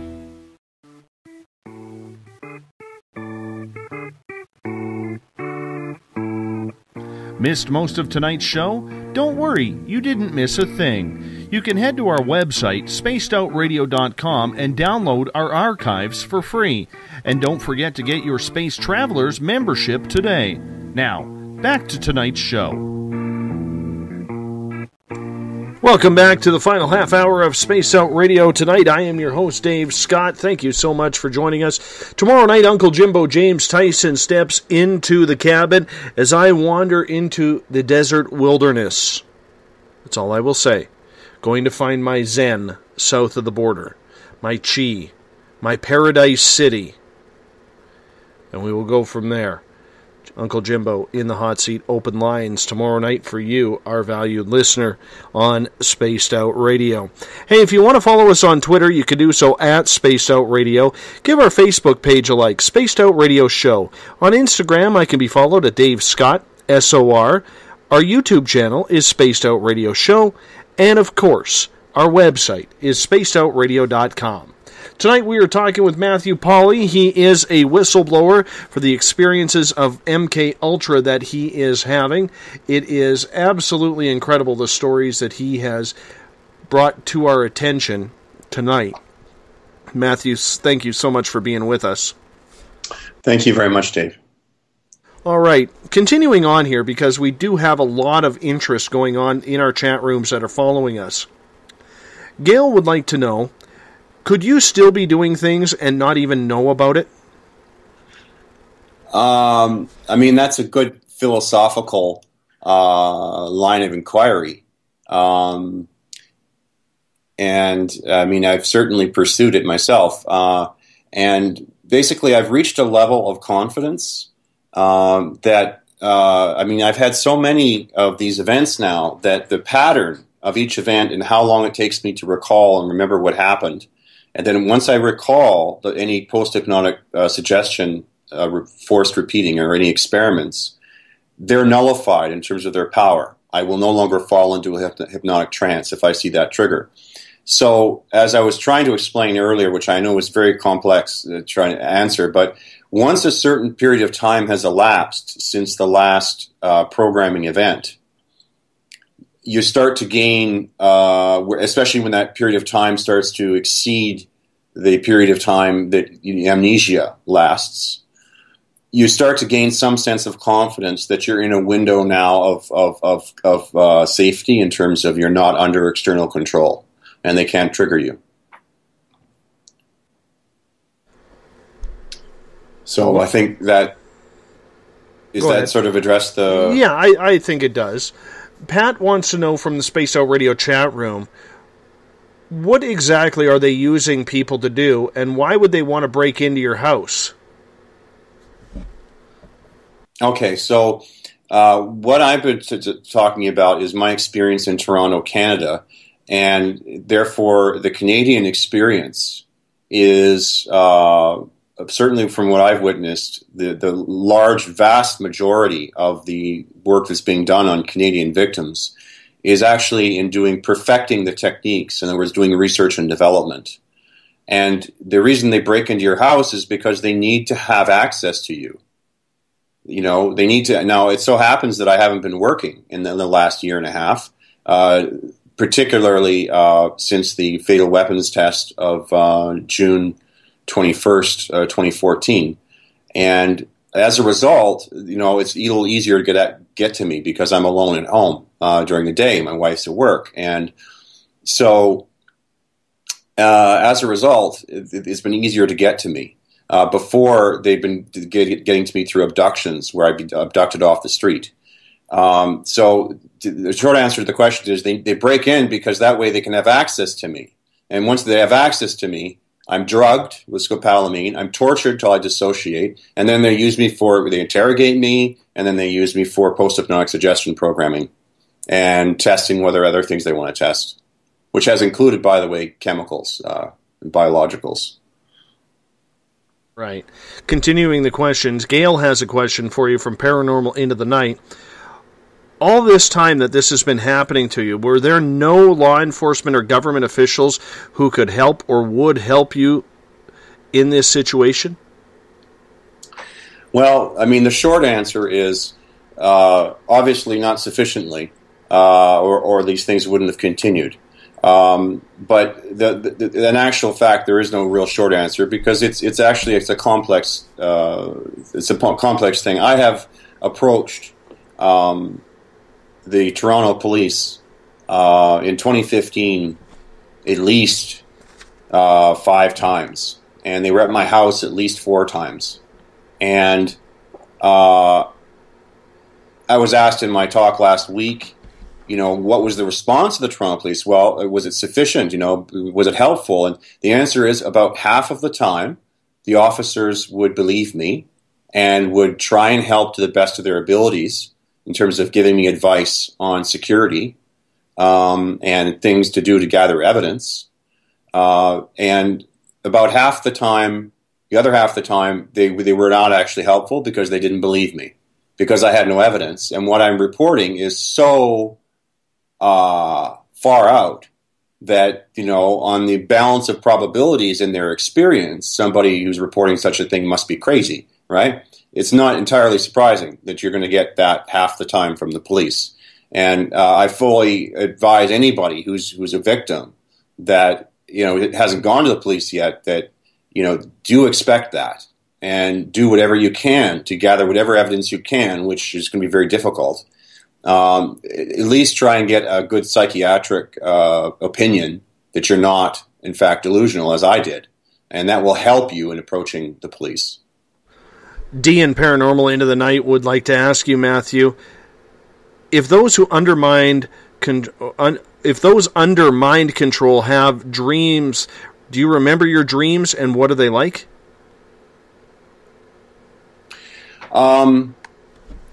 Well,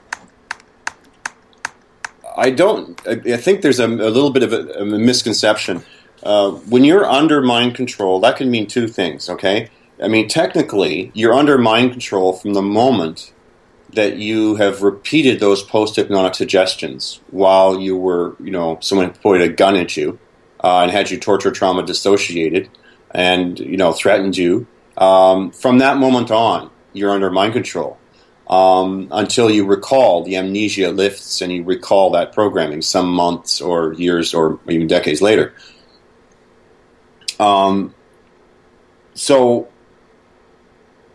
when you're actually used for an operation, they usually have to take you into their possession. In other words, they have to get you, and they have to, again, torture you, and again give you scopolamine, then trigger you with a post-hypnotic suggestion trigger, and then they may even usually coercion by pointing a gun at you. So I'm trying to reverse back to the question. The question was, once you're under the programming, are you aware, or can you when you're sleeping at night, can you dream what is going to happen or what is going on? Well, the sleeping, of course, involves dreaming, and dreaming involves accessing the subconscious. So the short answer to that question is yes, to the extent that you remember things, like you dream about things that you're not fully conscious of yet. It may be involved. Dreaming may be involved in the recall process. I have never woken up from a dream and said, oh my God, that was part of the home invasion, 3 months ago. I remember that. I've always been conscious when I remembered these things. So I don't recall dreaming and recalling stuff to do with mind control. Well, I shouldn't say that. No, I shouldn't say that. the big event that I didn't have any recollection of for 3.5 years that happened in 2008. That took me 3.5 years to recall that. In that period of time, the first things that happened was this dream. This was a nightmare that I kept having, the same nightmare over and over. And eventually, I realized that this couldn't be a nightmare because it was like full recall details, and it was getting more and more detailed. And I realized this was not a dream. And then my conscious mind kicked in when I was awake and recalling this, and I realized, Jesus, this is a window to my unconscious. I've started to remember something, and now I'm starting to remember more. So I guess the answer is I got to correct myself and say that, yes, it's possible sometimes you can actually recall stuff in nightmares. And then you when you see that same stuff playing over and over and over again, you realize that it's probably more than just a nightmare. We're with MKUltra, I'm getting all tongue-tied here.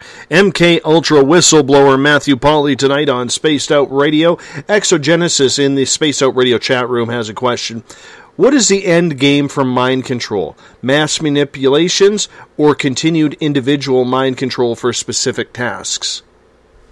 Well, I'm going to answer that question as if the question were MKUltra mind control, because that's what I'm well versed in and experienced in as a non-consensual test subject. So yes, MKUltra mind control end game is very much, I think, still specifically oriented towards individuals, but the individuals are that's during the training phase. During the operational phase, like when some of those individuals are not just R&D, but those individuals are going to be deployed for actual hate crimes, assassinations, or terror shootings or terror bombings, then those people, oh my goodness. Can we just, I'm sorry, can you just back up a little bit on that question? Well, he's wondering if the end game for the mind control is mass manipulations or continued individual mind control for specific tasks. Right. So the individual, once they've been gone through the training phase, and for those individuals that are more than R&D, they're actually deployed. Well, those operations that they're deployed in, those black operations, are specifically created to manipulate the masses. When you create a terror shooting in San Bernardino that is ascribed to a terrorist force that's been identified in all the newspapers and such as operating, out in Syria and such, ISIL and all that, and it looks like that people are now going crazy and shooting people here and ascribing that violence to that ideology. The effect is chilling on the public. And it's specifically done this way to terrorize people, because once the population is terrorized, they're more likely to accept restrictions of their civil liberties. So specifically in the United States, that would involve, giving up assault rifles and other things, gun control stuff. And more importantly, it involves people giving up their rights for basic freedoms. So, for example, the Patriot Act, the National Defense Authorization Act in the United States, these things have lowered the threshold by which governments can invade our privacy, monitor our communications, arbitrary search and seizure. All of these liberties that we have been basically taken away. And these terror events are how they do that. They'd say, okay, if you want to be safe, well, to get those terrorists, we're going to have to do these things now. When you go to the airport and get on a plane, this is all the things you have to dance around and take off your belt and your shoes and, appear naked on a monitor that sees through your clothes. And, this is all designed to terrify people so that they will be more easily controlled. And then the final coup d'etat is a frightened population is much more willing to support wars abroad to get the terrorists, right? And if you look at where these wars are, they're almost always in places where there's opium or oil or some other geopolitical interest. And so these terror events are used to mind control the entire population, to accept losing their civil liberties at home and supporting great outflows of capital out of the economy into the hands of the warmongers. Well, war and health are two very profitable things, aren't they? Yes. Is your wife mind controlled as well? No. She went through that already. She came from communist China during Mao's Cultural Revolution when she was growing up as a child. And so she's been through mind control. And it's rather interesting. She came to Canada, to the West, to get freedom and a place where there's respect for human rights. And she finds herself now looking at how we're going to escape from the situation where both of our pets are dead, by the way. Our dog, our golden retriever, died in an experiment last year. And it was a 2014 experiment. 6 months later, he had to be put down. My cat was poisoned last year. May or may not be them. I don't know if it was them. I don't have proof it was them. But the dog was them, and I have proof about that. So anyway, she's gone through the whole thing of mass mind control.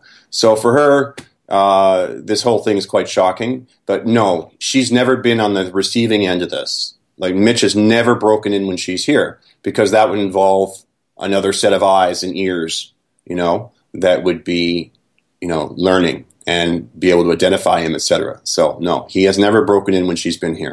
So no, she's not mind controlled. Are you able to describe Mitch for us on a more personal level than what you did earlier?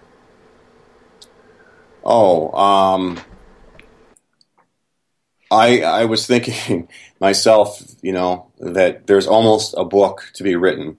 I mean, first of all, there's a book to be written about what's occurred since July of 2015. I mean, it's really outrageous what's occurred.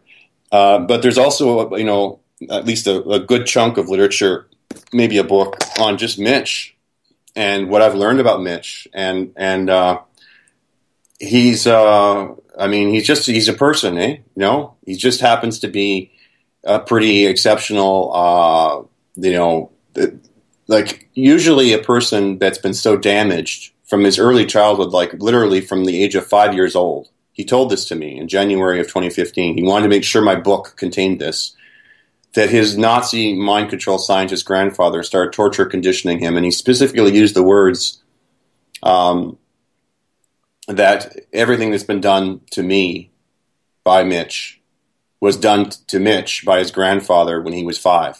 And at that point, Mitch had already sexually assaulted me. So you can imagine what Mitch is like, right? He's pretty messed up, and he's holding it together enough to keep his job, sort of thing. But he's just, I would say a messed up individual because, in the training, the sort of vanilla MKUltra Monarch training that I've gone through, typically we get one or two alters, two alters, alpha and beta. They're typically the ones that are pretty common. Alpha is very aggressive, beta is very passive. And Mitch has a lot more alters than that. And one of them, in fact, is pretty scary. It's a Nazi. And so he's a very complex individual. And, to his credit, part of him, if you look at my story and the fact that I know so much about this guy, part of him is obviously wanting to get the story out. And he even said that to me in our last contact in February, that he was trying to get the story out and trying to make sure my book got done.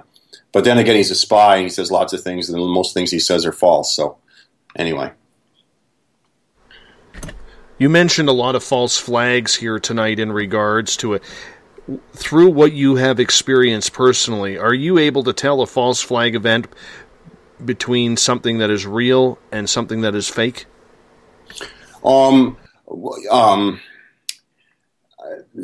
To my satisfaction, yes. And I think that my analysis is based on an inside view.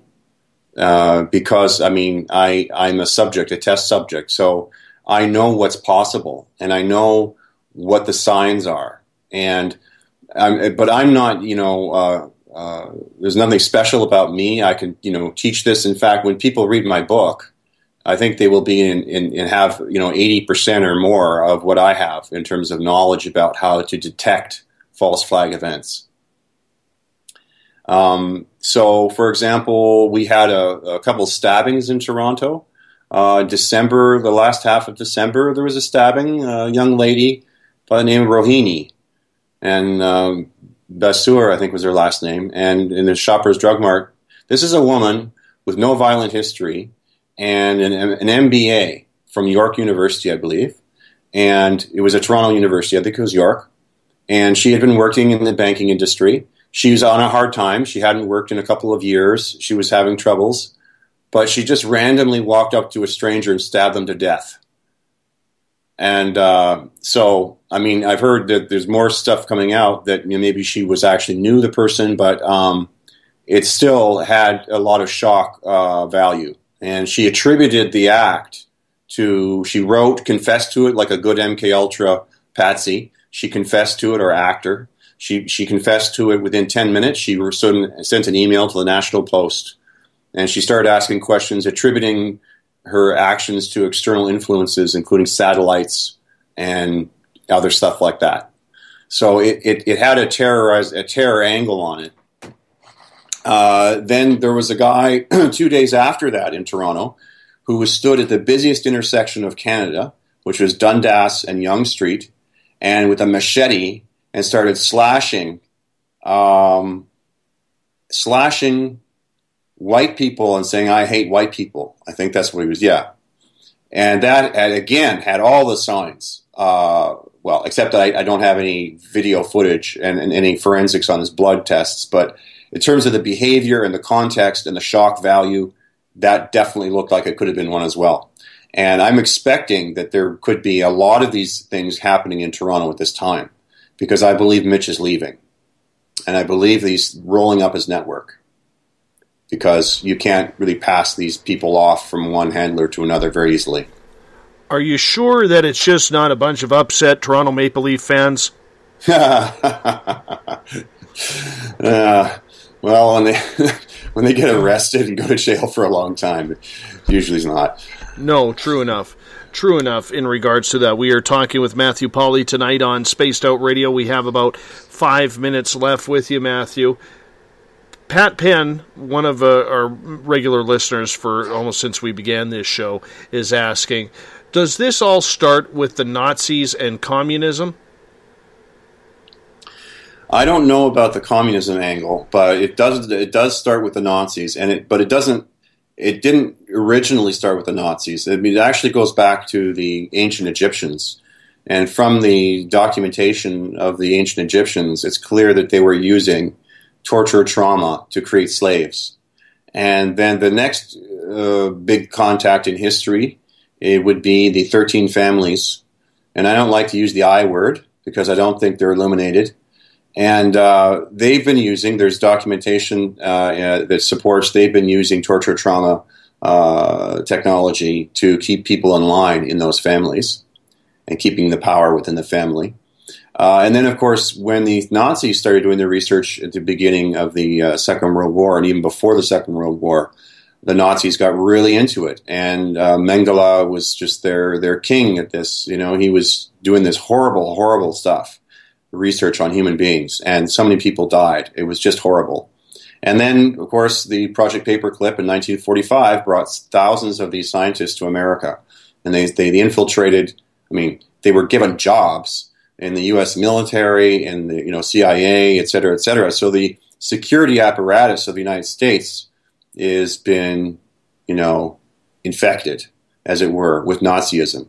That I think it's quite evident still today. That if you read my book, you will see evidence of Nazism that has occurred in my storyline with the actors that I'm dealing with by them. I got one final question for you before we got to wrap things up here, Matthew. Are you a killer?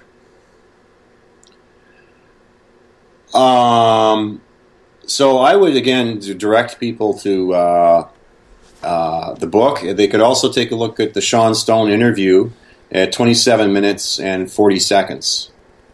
And I answer that question in detail. Have I ever been forced through coercion and mind control to break severe laws? Yes. Once. Thank you for your honesty on that. Matthew, where can people find your book? They can just Google. Well, actually, let me give you the URL or the link to where it's available easily, because the page has also got some useful links about my story and such, including links to the video. And that would be lulu.com. So that's LULU.com. Lulu.com /spotlight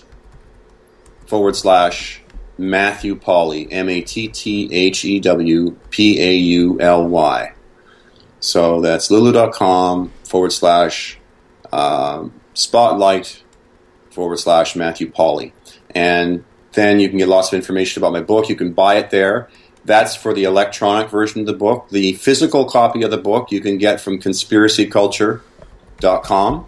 And that should be available in major bookstores as well, but not for about another 60 days. But it's available now from Conspiracy Culture. You can buy the hard copy online from them, and they will ship it to you. Awesome, my friend. Thank you so much, and I would love to bring you back on the air to go over more stories as you start to open up more and recall more recollections from what's going on. I know our listeners have stuck with us right through the end here. They are very intrigued by your story. Thank you so much for being on Spaced Out Radio. Thank you very much for your time, Dave, and I'm glad to get all the questions from your listeners who seem quite informed, and I would very much welcome the opportunity to talk with you again. Excellent. Thank you so much.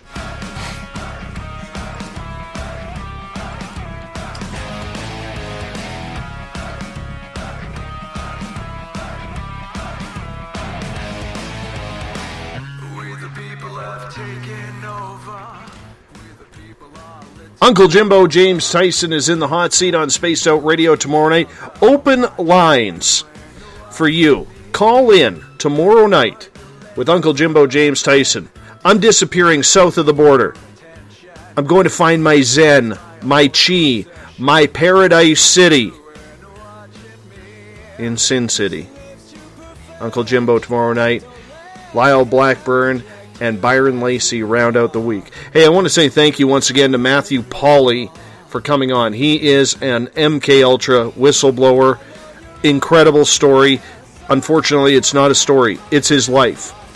Lulu.com /spotlight / Matthew with 2 T's, Pauly with a Y on the end. Get his book. This is what's keeping him alive. If we don't talk about it, people like this with stories like these just disappear before we even know it. We got to keep it up. We got to make sure that this message gets out. Thank you so much for tuning in. Remember, you can follow us on Twitter at Spaced Out Radio. You can give our Facebook page a like, Spaced Out Radio Show.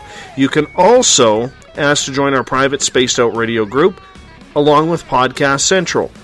On Instagram, we can be followed at Dave Scott, SOR. I want to say thank you to Kathy Hook Fisher, who takes care of all of our tweets and all of our Instagram posts during the show. She does an amazing job. On YouTube, our channel, which you can subscribe to, is Spaced Out Radio Show. And of course, our website is spacedoutradio.com. Now, usually around this time, I say, I'll talk to you in 22 hours. Not tonight. I'll talk to you in a week. I'm going to disappear. Rock and roll. Ron Bumblefoot THAL on the music. We're watching.